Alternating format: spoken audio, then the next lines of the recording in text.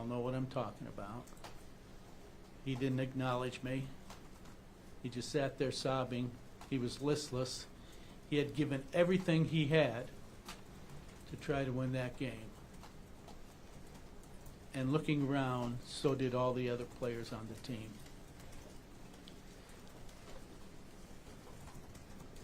I saw the pain in Josh's face at his presser, and I felt his pain. I know we can do better, and I know we will get better.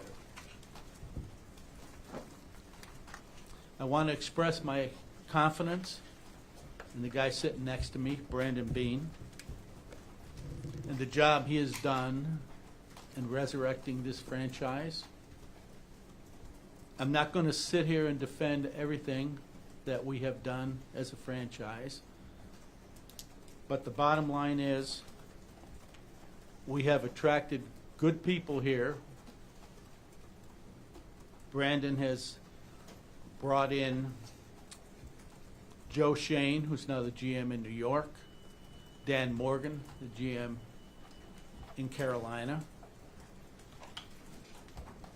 Dennis Hickey, former GM in Miami, and our own Brian Gain, who's still here with us, former GM in Houston. There have been some very talented people that Brandon is associated with that he's brought through the front door here at One Bills Drive. I'm aware there's criticism out there about our franchise. Does anyone know what the numbers 523, 2226 represent? I'm asking a question. No? That's our seeding over the last 7 years in the playoffs. 5, 2, 3, 2, 2, 2, 6. An organization doesn't carry that kind of record without being a great organization and without having great players. It's impossible to have that kind of results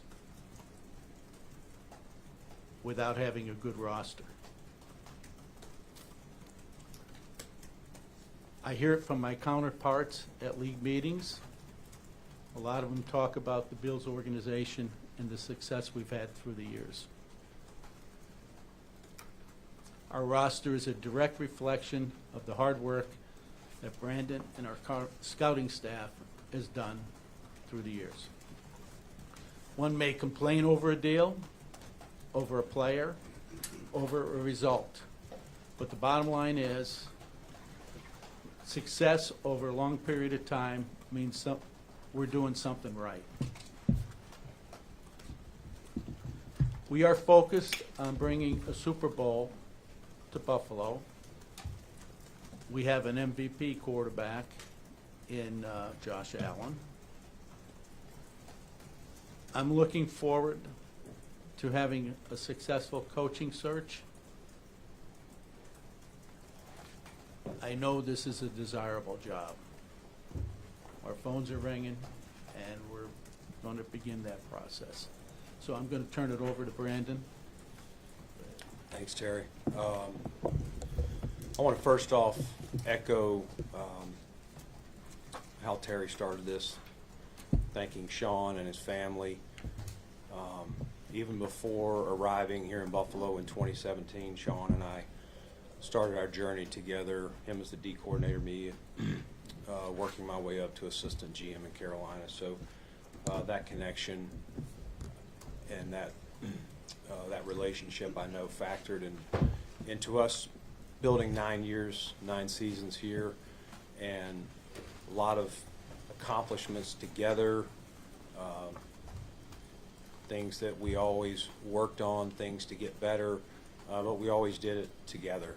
And I'll always appreciate the years, and you think about the things that you could have done better, but I'll also try to remember all the great times that we've had. And obviously this is the start of a new chapter, but Sean's a heck of a football coach, and we'll always root for him and his family. I want to thank our players, our coaches, our support staff. You know, I wish we were, as I've said a lot, I wish we were preparing for an AFC Championship game instead of up here right now. We know how close we were again. We just didn't get it done in Denver. But it wasn't for the lack of effort. And I told the team on Sunday that I'll remember this group as a resilient bunch. And I said resiliency is the one word the 2025 Bills will kind of always, as I look back on my tenure here. So I want to thank them all. We have a lot of work to do this offseason, like we do every year. We'll have decisions, and I know you guys will have roster questions or particular player questions. We'll answer those the best we can, you know, about the salary cap and things like that. And listen, I understand the frustrations out there. No one puts more pressure on me than myself. You know, the term pressure is a privilege is spot on. And this job is a privilege. Working in this organization is a privilege, and I don't take it lightly. We have, as Terry alluded to, an MVP quarterback who just completed his 8th season here. And we have got to help him get to the Super Bowl and bring a championship to Buffalo. And part of the reason we're here stinks because we have to discuss, you know, what happened this week, moving on from a head coach. I bear guilt, blame, responsibility. There's no finger pointing. I understand there's things I could have done better. And we're always looking to get better. And that'll never change. If we don't win the Super Bowl next season and I'm up here explaining where we are and what we have to do, there will be more things that we will work to get better. The goal here is to bring a championship to Buffalo. We've been close, as Terry said, 7 straight years in the postseason. I think he listed all the seeds. We have to get it over the top, and that starts with finding the right head coach. And we're starting that process as soon as today with interviews. So with that said, I'll turn it over to questions for Terry or myself. Hey, Terry, you mentioned that you thought it was a catch, and Jordan Ash was a catch. Why would you fire a coach based on a bad officiating?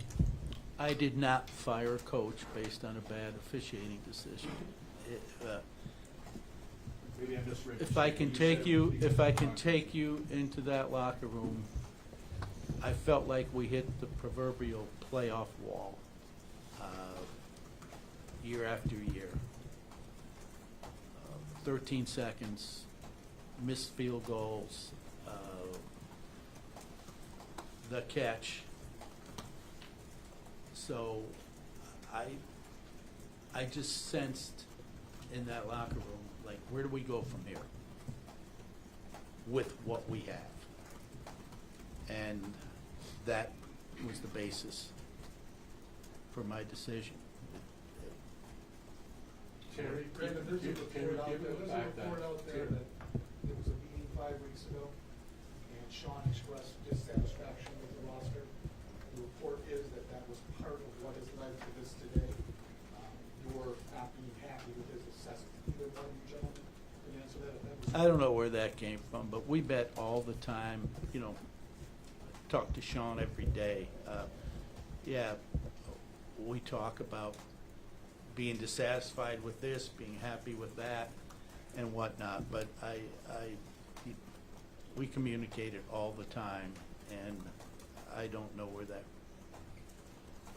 came from. Terry, given the fact that Brandon was promoted, and congrats on that, and Sean was fired, both played a role in the success and failure of this franchise. What came down to one over the other, or was it that easy? Like I just said, I believe it was, where does the leadership of the team on the field and in the locker room, where we go from that moment, which, you know, another playoff failure, And that's why I decided that Sean had to leave. Terry, how far before the playoff game had you maybe started thinking about this being a possibility? After the playoff game, in the locker room. So it wasn't a thought at all? I need to keep saying that. I keep saying it. It was feeling the moment, being Terry, there, no, being what there. process- Sorry, Terry. What process did you go through to evaluate whether it was, coaching versus talent on the roster? Over time, how did you evaluate it? What process did you go through? Well, you see teams in the league, I'm not going to mention team names, but they have a great year, good year, and the next year the success doesn't continue.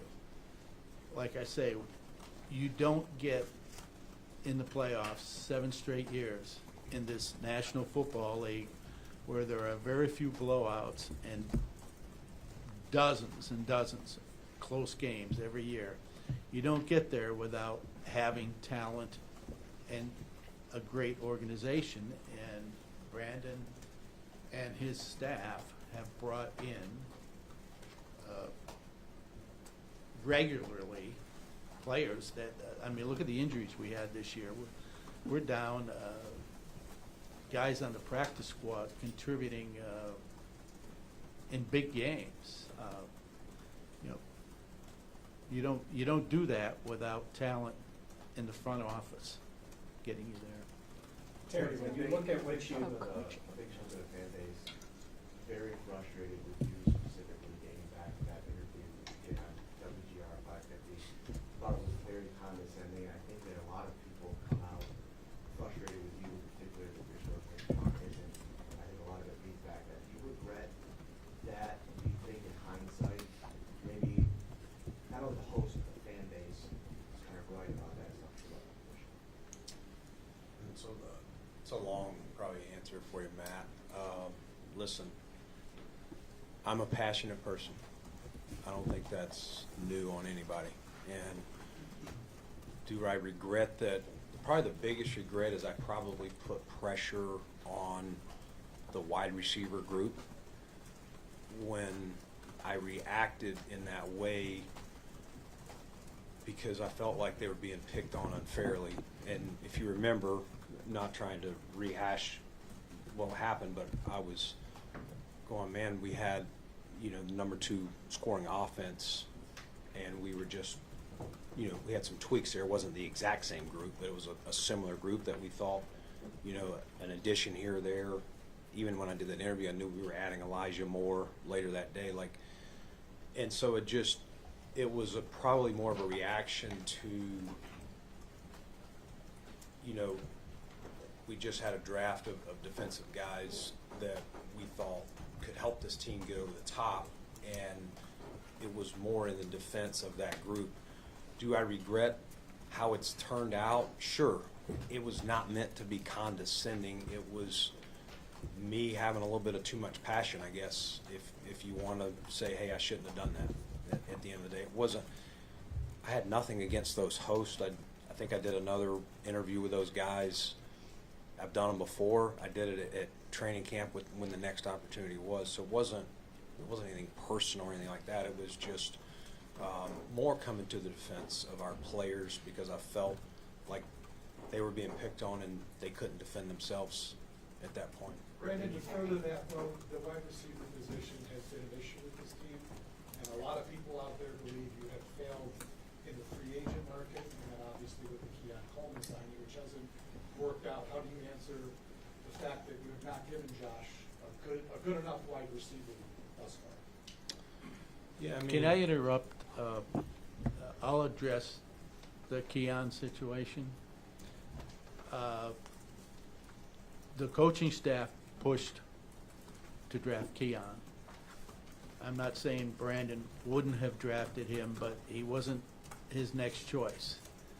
That was Brandon being a team player and taking advice of his coaching staff, who felt strongly about the player.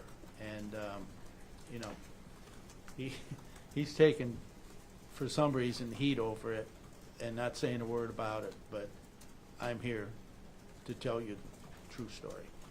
Brandon, can you then elaborate on how it works? Yeah.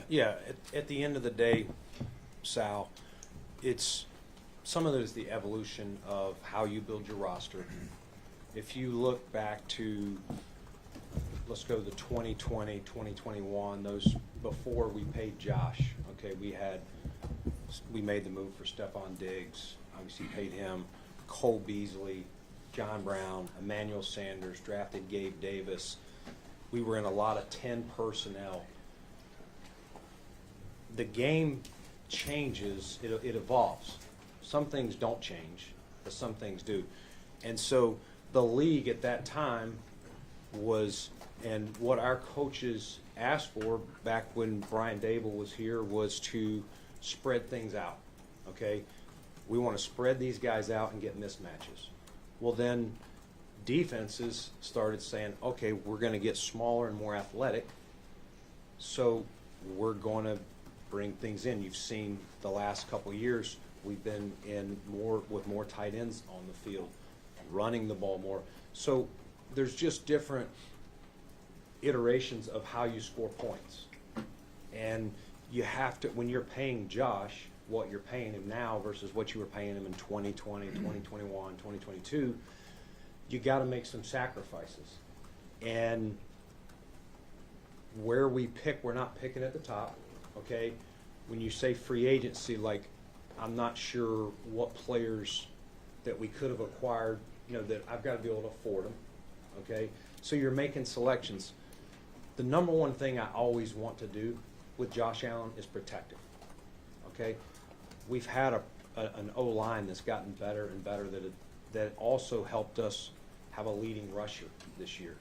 And so we want to be two-dimensional. We want to be balanced. If you look at some of the things offensively, numbers-wise, how we rank, I think a year ago we were 2. This year maybe we dropped 1.5 points. We were 4th. I want number 1 receivers everywhere.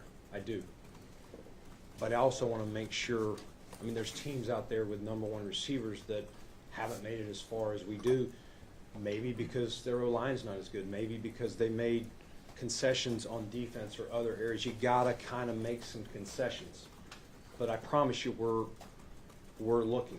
And to the point, I think it came up at the trade deadline when I came in here. We talked about some of the players that we tried to acquire. We're always trying to acquire. Can I do better? Heck yeah. Heck yeah. Brandon, at the trade deadline, you said that you felt the team had a championship roster. What, in your mind, led to the group falling short of that? I mean, Jay. A bad call. Yeah, I mean, Jay, I would say we went to Jacksonville and we won, a good team.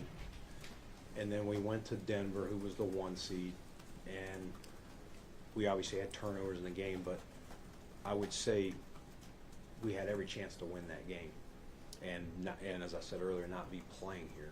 So we didn't get it done, but it doesn't mean that we didn't have the opportunity or have a team that could have gotten it done. Terry, You've emphasized how important Josh is to the franchise, and how seeing him after the game was a factor. What input did he have, if any, on this decision to fire Sean, or what conversations have you had with Josh? He didn't have any input at all. I didn't talk to Josh about this. I talked to him afterwards, and that conversation will stay private, but he had no input in it. The idea of everybody being at lockstep, which was a big part of bringing in your coach and your general manager at the same time, how did that dissolve? The idea of everybody being on the same page, everybody having the same vision.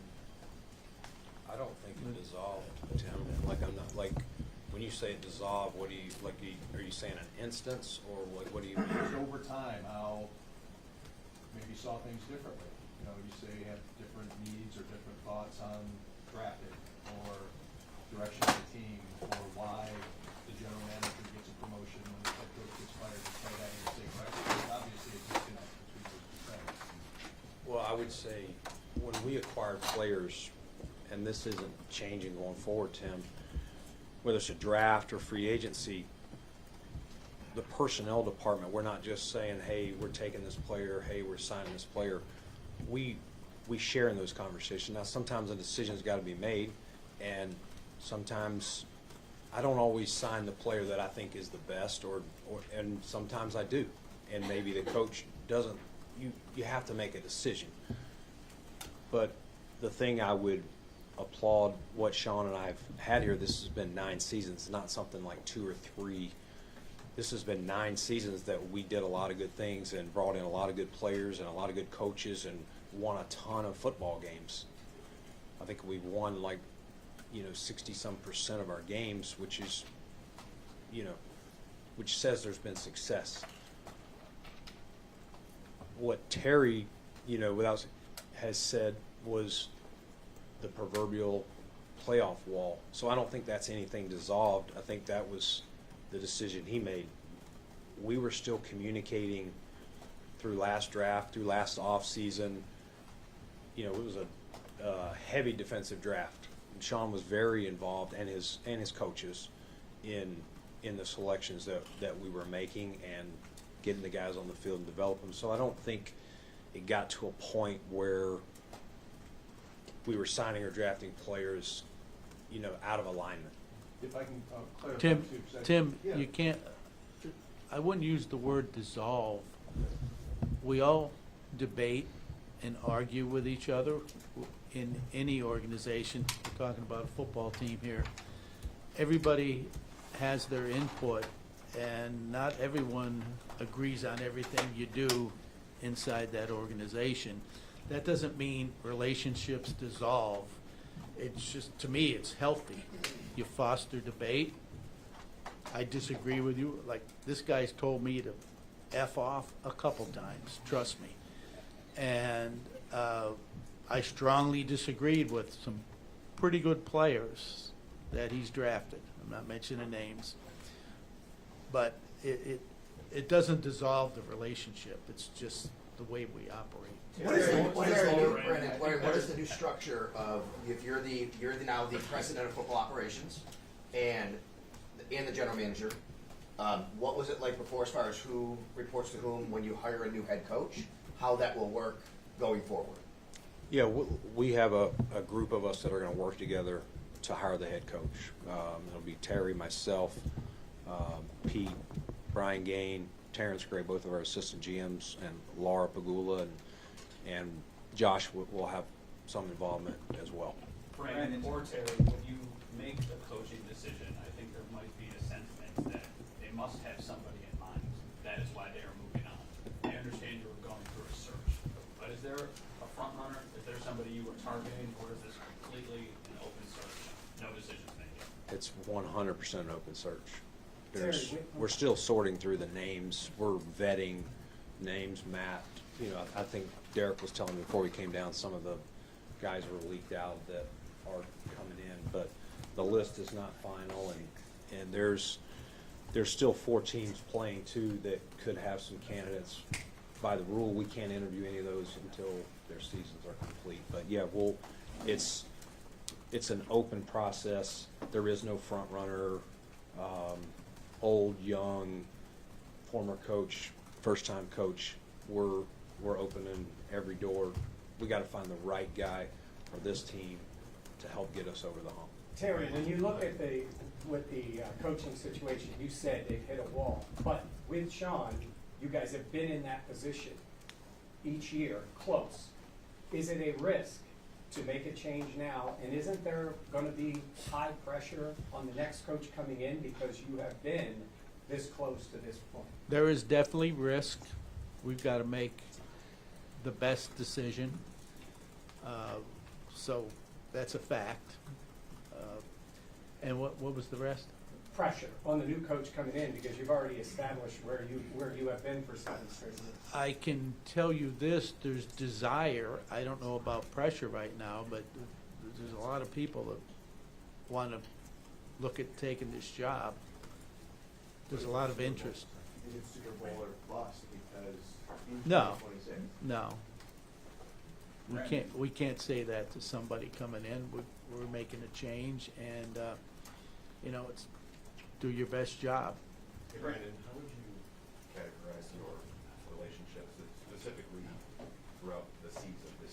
Sean, ask you that because the perception from the fan base out there is that this was some kind of power play made by you. Still be here, Sean. As Terry said, there's disagreements all throughout, way before this year. It's not like we were 100% always in agreement on every decision that he made or I made. That just comes with the territory, and I wouldn't expect that with the next head coach. There's certain things that fall in his area, whether it's managing a game, how we schemed a game, whatever it is that are his, and then there's certain decisions that personnel related, somebody's got to make the final call. What was the saying about? Can I help him a little? There's a perception from the fan base. Can I help you about the power play part of that? I'm the kind of guy, if I sense you're on a power play, you're out. I don't like power play people. We have an organization we work together, but any sense at all that he was on a power play, he would have been gone. And Because that's not my kind of person. And Joe, like, that's hurtful to even hear that or say that. Like, I worked 19 seasons starting as an intern in Carolina and worked my way up. I came here and I've never tried to do that. I would love for anyone who's making that accusation to walk in these doors and ask any person, player, coach, trainer, anyone. Like, people can disagree with draft picks that I make or people I sign or I screwed up the wide receivers, whatever it is. Like, those are harmful things that, you know, I walk in the door and my wife's got tears coming down her face for stuff like that. And I'm gonna damn try hard to win a Super Bowl here, I am. But for somebody to question my character like that, it is BS. And I've never done that. If you'll remember, in 2023, there was an article written on Sean accusing things. Who stood up in front of every one of you guys and defended him and his family and everything he's done here? And then we went to Kansas City and we won that game. And I went down to Jeff Missouri and said, give me a game ball. I'm going to show everyone that this team has his back. I've done nothing but have everyone's back. And so for someone to question my character, my integrity, that's where I draw the line. Terry, why did you find it important to speak out today? You've not been to a lot of press, you've been to a lot of press conferences but not taking questions. Why did you feel it important today to answer questions and to show, you know, what behind the scenes, what you felt was an important decision? Well, a long duration of why I wasn't in front of the media was Kim's health situation. Very traumatic. But I felt that, you know, this is a big move. You know, Sean McDermott is well respected. He's a great coach. And I just, you know, this is important for people to hear what I have to say. But don't take my lack of appearance. It was all personal. Brandon, Can can you you walk us about when someone is relieved of their duties, obviously there's some sort of disconnection. Where do you feel that strain line, and how does that affect the locker room culture going forward? Well, it doesn't mean there's a disconnect. We're graded on success, failures in these jobs, all of us. And Terry made that decision, the proverbial, as he explained, wall. It had nothing to do with disconnect or discord, anything like that. It was, he felt that this team needed a different voice after what he witnessed and was a part of in the locker room after the Denver game. Terry, you mentioned the conversation with Josh after the fact, after your decision. I understand your desire to keep that private, but is the starting quarterback on board with this decision? The starting quarterback will be part of the team to help select a new coach. He's going to be working with us. And anything else, his feelings, I want to keep that private. I don't want this in Josh's head. This was my decision. Brandon, And can you walk us through the? I know I didn't answer your question, but I did, I hope, in a roundabout way. It's, his personal opinion, I keep personal. Can I you walk heard you us got a through chance the? to address players before this news broke, and what is the general assessment of how you feel the roster feels about this decision? What was it? Did you say, did we get? Did either of you have a chance to address players before the news broke? And No, we had an exit team meeting like we do every season the day after, so that was Sunday. Terry's decision came on Monday, or that's when we were informed of his decision. So the players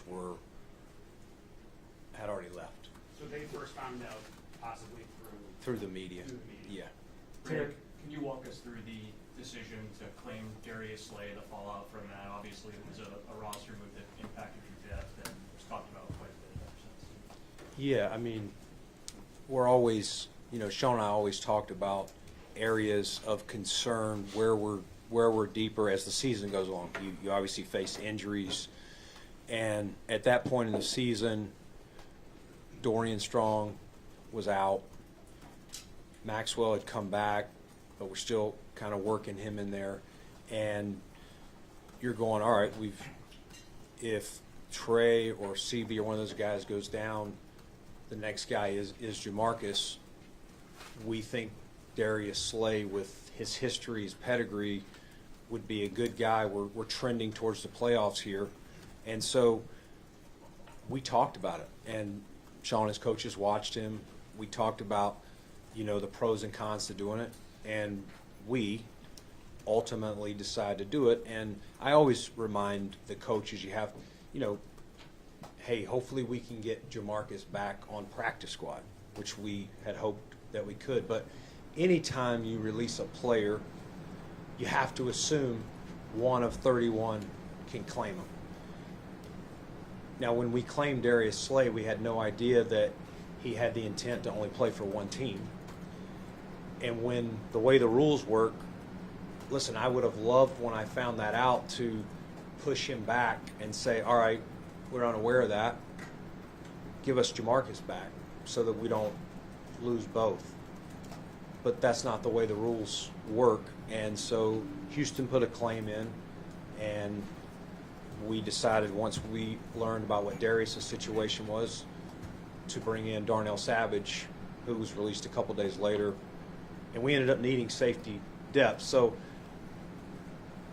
Jamarcus, we love him and didn't want him to go, but he had also been inactive for a number of games. You're just trying to constantly, incrementally look for pieces on your roster.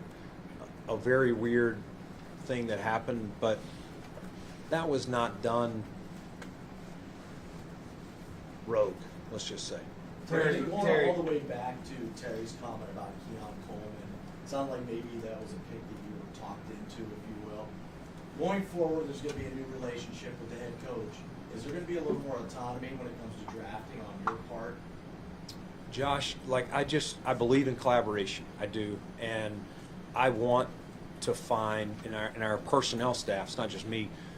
We want to understand. So when we get a new head coach in here, and we'll talk about schemes and is anything changing on offense, defense, how that'll work, and we'll then look at the roster together and see, did some of these players work better in this scheme or that scheme? But to answer your question, I think the best, healthiest way to find players is that we're as close to lockstep as you can.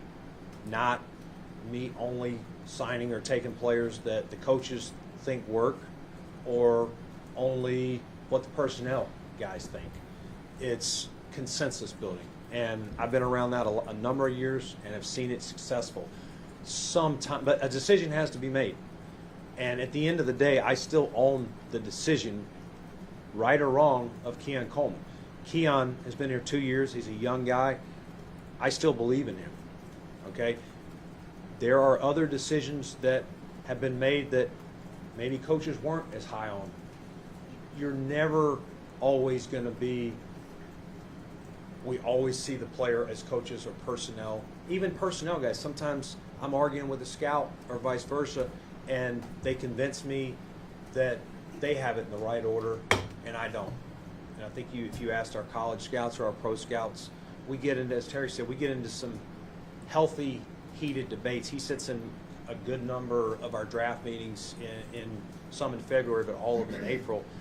And that's how you make the best decisions. But we're not going to bat 1,000. We know that. And each one that we miss, believe me, I beat myself up on and look back and trace. It's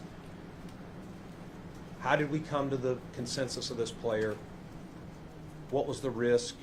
Did we think this would happen? Whether it was something on the field or off the field. But the short answer, Josh, is we're going to collaborate. We're going to work together and try to find the best players that work for how this new coach wants to do things. Will that new Terry. coach report to you directly, and how will that operate? It'll be very similar. At the end of the day, we're going to work together.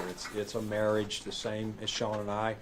And like I said, you have to make a decision at some point. If and sometimes it'll go and I'll lean to their way, and sometimes I'll be like, my gut tells me I want to stick with how I see it. But we'll work together. It's nothing's really going to change from that standpoint. Terry, earlier you mentioned that you felt that the injuries and how far down the depth chart was an indictment on the roster, getting the guys into there. But why wasn't the sustained success also an indictment on Sean's coaching to be able to continue to win football games as they're going farther down the depth chart with players? Can you just repeat the tail end of that again? You said it was a reflection of the roster that they had to play so many guys deep down the depth chart because of injuries. But they kept winning football games, so why was that also not a positive reflection on Sean McDermott's coaching? Again, I go back to 5-2-3, 2-2-2-6. Great roster, good coaching, no Super Bowl appearance. And I can't emphasize, if I can put you all in that room at that moment after the game, it's like, how do we overcome this?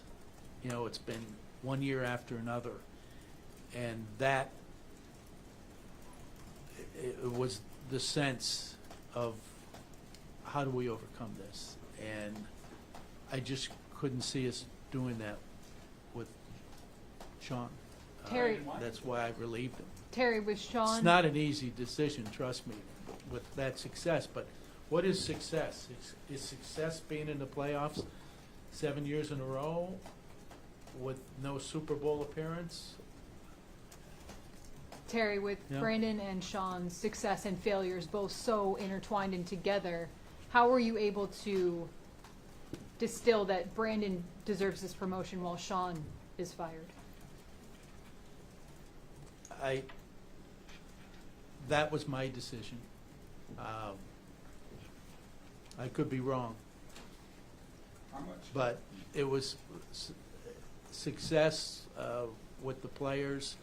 I think we've, I don't know if anybody knows it in this room, but Josh Allen wouldn't be here if it wasn't for this guy pushing and pushing, and pulling a Houdini in that draft to get to the position where we could pick him. So, that was my decision. Mr. P, how much does the responsibility for coaching versus roster construction, clash when they don't reach that expectation? Say that again? How much responsibility goes into coaching versus roster construction when making that decision? When expectations fall short, how much does it go there? How much responsibility goes into coaching versus roster construction? That's a hard question to answer. I don't know the answer to that. I really. No, go ahead. You've received $850 million in taxpayer money for the new stadium. You have a new stadium that is sold out in PSLs. going back to John's question earlier, you have not been accessible to the media and by way of that to the fans in several years. Do you plan on being more accessible in that regard for both of your franchises moving forward? I think that's a possibility in the future. I can't even go watch my daughter play tennis. She's got to number 3 in the world, and I've been to like 2 of her matches in the last 4 years. We have issues in the family, but I can see me being more available in the future. Yeah. Brandon, to clarify, role that you had coaching reporting to you. Yes. And then with your new role, would you look at hiring someone to have the GM role and you take on more of the football ops role from a bigger perspective, or are you planning on keeping both roles? No, I'll be the GM. It's not. It's a very similar. You're going to see. We're going to operate very similar that we've been doing. Brandon, Brandon, how do you move let's take forward? two more. Brandon, how do you Two move more. forward with Keon Coleman at this point? You know, already the headlines of the shows are he wasn't your. That's what's being said now. No, he was my pick. I made the pick. Terry's point was that we might have had a different order of personnel versus coaching, and I went that way. But ultimately, I'm not turning a pick for a player that I don't think we can succeed with. So don't misunderstand that. Keon Coleman is a young player that has been here 2 years, has 2 years left on his deal. It's up to us to continue to work with him and develop him. It's not his issues have not been on the field. They've just been maturity things that he owns. I give him credit. He owns. He doesn't make excuses, which I appreciate. And the crazy thing is, at this time last year, we kind of went through where he was trending up. He had the injury. We were a little disappointed in how he came back. He busted his tail, had a great offseason. You guys were at training camp. He had an excellent camp, no matter who he went against, made a bunch of plays. The Ravens game, obviously, he ends up with 100 and whatever yards. And you're like, man, this kid's going to take off. But some of the maturity stuff got in the way, and you can naturally lose confidence in teammates or coaches, and that's understandable. It's up to us, and he and I had this conversation, and I'm sure he did with his coaches as well on the way out, of, all right, you got to hit the reset again and attack this offseason the way you did, attack training camp the way you did, and don't let these maturity issues get in the way of your playing time and your production on this team. And so that's where we're at with Keon Coleman. But we still believe in Keon Coleman here, and it's up to us to develop his talent so that he can help us win games. Let me talk about this issue. There's not one player on our team that somebody else could have been drafted in their place because of others' opinions. So we listen to the coaches, the GM has an opinion, some of our scouts, I have my opinions, but I don't think you can look at one player, even Josh, where somebody thought we could have drafted so-and-so here. So what I was trying to show with Keon was we collaborate. There's different names available at every draft pick that we could have selected. Brandon, I know you mentioned the character stuff when you were talking to Joe specifically, but there is a section of the fan base that will say the wrong guy was fired, and that would be an indictment more on the roster than on the coaching. What would you say about the roster and the people that think this roster is not good enough, and that's why this team is falling short? Matt, like, I believe in our players, okay? Is there things that I can do better? Yes. We're always looking to improve our roster. Back to the Darius Slate thing. It's a 12-month process, okay? I'm always going to defend our players, okay? I'm not going to sit up here. It's up to Terry to decide who's the head coach, who's the GM of the Buffalo Sabres, the Buffalo Bills. You'd have to ask him on the decision he made. That's not me. I think the point that he was making was we've made the playoffs 7 straight years. We've won at least one playoff game in 6 straight years, a couple AFC championship. We're not like one of those teams where you get to the playoffs. Like when 2017 we made the playoffs, where our talent was then and what we were doing, we were excited to make the playoffs, hoping to win a game. I would say that's not been the case. 2020 we got hot that year and we're rolling. We kind of were just playing through. But I would say starting in 21, we really like, all right, we can achieve a championship if we do the right things. Things fall in place. We've put ourselves in position each year. A lot of division titles. We didn't win it this year, but we were right there with the #1 team again this year. I mean, we can sit here and defend it all day and go back and forth for hours, this or that. At the end of the day, I believe in our group, and it's up to us this offseason to make the right changes, the right tweaks after we get this head coach and see if we can get this thing over the top.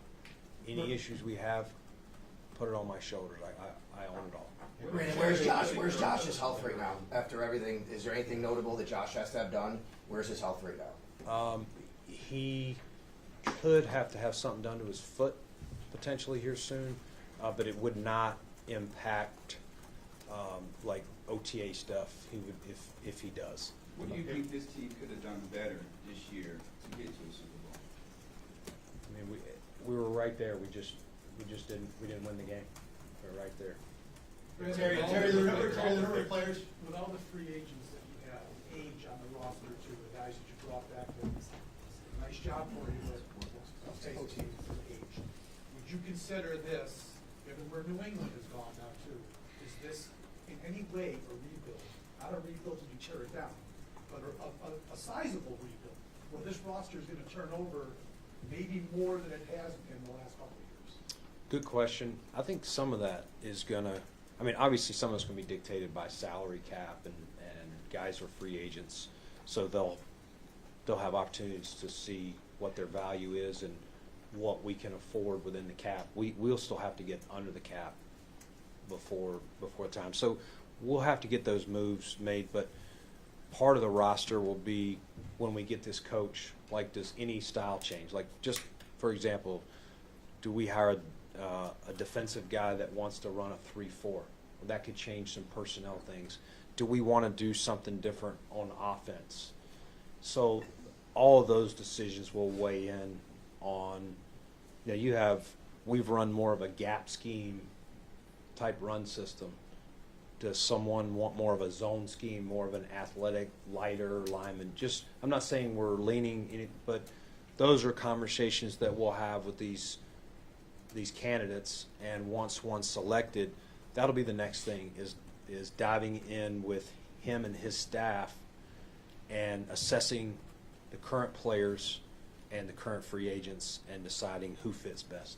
Brandon, to those points that you just made, I think there was like even a lingering what if during Sean's tenure as to okay, what if you get an offensive-minded coach with Josh rather than risk losing them like with Dable back in 22. So is that a major consideration in this coaching search because this coach would effectively be the guy that takes Josh Allen through the duration of his prime here? Would that be maybe a lean for what you're trying to look for in coaches? We'll definitely give those guys every chance, but we got to be careful not to just. This is a bigger job than just a play caller and a schemer. I think we've seen where guys have been excellent play callers, but they got to the head coach seat and they couldn't handle the adversity, the conflict management, all the things that. It's a CEO job. It really is. A lot of your time as a head coach or GM get taken away from me scouting, watching players, or a coach in there scheming X's and O's. So we got to make sure we get the leadership, the CEO part. So not far enough down the road. I mean, we haven't even started to know that, but I get your question. Terry, you mentioned that you made this decision based on what happened in Denver and your feelings from being in the locker room. Had you won that game, would Sean be the coach in 2026, or would you have made this decision if you lost in the AFC Championship or lost in the Super Bowl? I don't want to speculate on that. It is what it is. Terry, there were, I don't want to speculate. I'm sorry, there were a number of players who expressed some displeasure at Sean McDermott being fired. Well, how surprised were you by that reaction? Everybody has their opinion. We can all speak our mind. I don't look at this stuff, so I don't even know who those players are. Trust me, I don't look at of what everybody's saying out there. Brandon, I made the decision, and it is my decision. Brandon, To will it be? clarify that timeline, you said you made the decision after the Denver game, that was very clear. But with the news coming out Monday morning, the 36 hours in between, how much were you going back and forth on this decision, or what was that timeline like for you? I didn't go back on it. Okay, thank you. Appreciate it. Thank you.